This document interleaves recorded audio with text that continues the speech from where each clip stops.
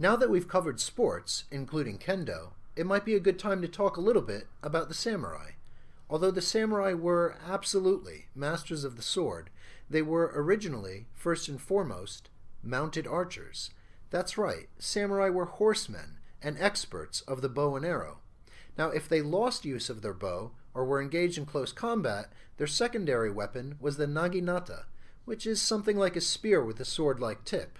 If that in turn was lost or unavailable, it was then that the samurai would turn to their third choice of weapon, and the one that we most closely associate them with, the samurai sword.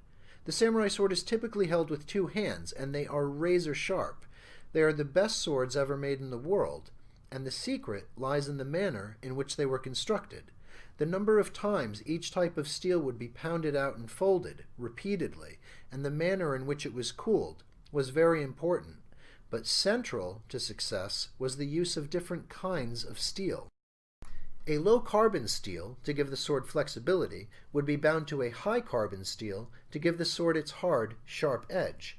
Sometimes a medium-carbon steel was used also, as in this demonstration of the Honsanmai method. There are many variations of this, but the Soshu Kitei method is considered the best. It used 7 different layers of 3 types of steel, and was created and perfected by Goronyodo Masamune in the late 13th century. He's considered to have built the best samurai swords ever, and considering that samurai swords are the best swords in the world, that's saying a lot. Now, let me tell you about the greatest samurai duel ever, kind of like the Japanese equivalent of the OK Corral. In 1612, the master swordsman Sasaki Kojiro had accepted a challenge, and arrived on time at the designated location, a beach. His challenger, the great Miyamoto Musashi, arrived by boat on the beach. But while on his way, he had carved a wooden sword from an oar he found on the boat.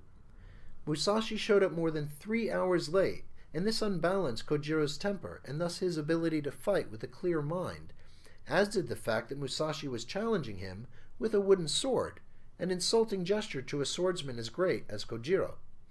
Once the two engaged each other, Kojiro came very close to dealing the winning blow with his long sword style and use of his much-feared swallow cut.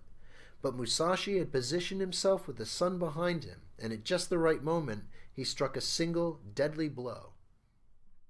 A statue now stands where the famous duel took place more than 400 years ago.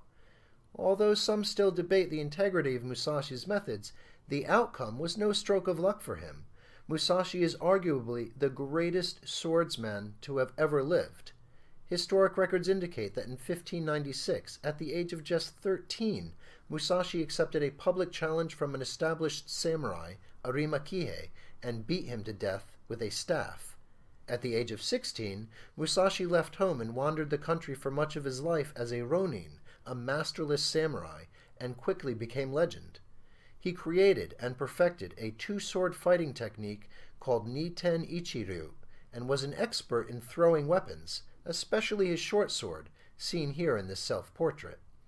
But Musashi was a thinking man also, and a spiritual man, and his greatest legacy is the timeless discourse on strategy, The Book of Five Rings, read by business people and athletes just as much as by military people, and has been translated hundreds of times into dozens of languages over the centuries.